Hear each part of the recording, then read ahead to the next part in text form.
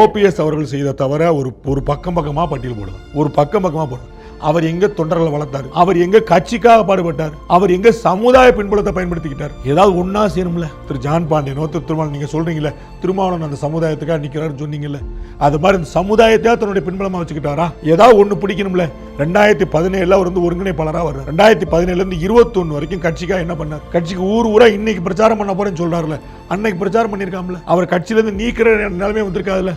ஒருங்கிணைப்பாளரை நீக்குவாங்களாங்க எங்கேயாவது? தலைவர் கட்சியில நீக்கணும் எங்கேயாவது பார்த்திருக்கீங்களா? அப்ப அவ்வளவு பலவீனமா இருக்கீங்க, உங்களுக்கு சப்போர்ட்ல இருந்தா. அப்ப திரு இபிஎஸ் வேலை பார்த்திருக்காரு, புரிஞ்சுக்க. அவர் கட்சிக்குள்ள தொடர் அந்த வேலையை நீங்க பார்த்துக்க வேண்டியதானே? இன்னைக்கும் திருமதி சசிகலாவால் நியமிக்கப்பட்டவங்க குறைஞ்சபட்சம் ஒரு 20 மாவட்ட தலைவர் இருக்காங்க. மாவட்ட தலைவர் 20 அட்லீஸ்ட் திருமதி சசிகலாவுக்கு லாயலா இருக்கிறோம். ஏன் உங்க பக்கம் வரல?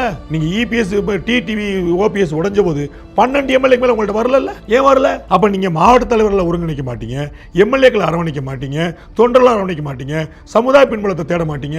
உங்களுக்கு வந்து முதலமைச்சர் சீட் எப்படி வந்து கொடுப்பாங்க? இபிஎஸ் அந்த வேலையை பண்ணார்ல. இபிஎஸ் அன்னைக்கு வந்தபோது இணை ஒருங்கிணைப்பாளர் தானே. கட்சிக்கு அவர், ஆட்சிக்கு அவர் முதலமைச்சர், நீங்க துணை முதலமைச்சர். கட்சிக்கு நீங்க ஒருங்கிணைப்பாளர், அவர் இணை. அப்ப ஒன்னு ஏ தானே. அப்ப ஒண்ணு நீங்க முந்தி இருக்கணும்ல. அவரை விட்டுருக்க கூடாதுங்கிறது என்னுடைய தெளிவான நிலைப்பாடு. ஆனா அவர் தான் காரணமா இருந்தாங்கிற பிரச்சனை. நீங்க ஏடிஎம்கேவா பிஜேபியான்னு கேட்கறீங்கல்ல, அவர் தான் இதற்கு காரணமா இருந்துட்டு நல்ல வாய்ப்பை மிஸ் பண்ணிட்டார்.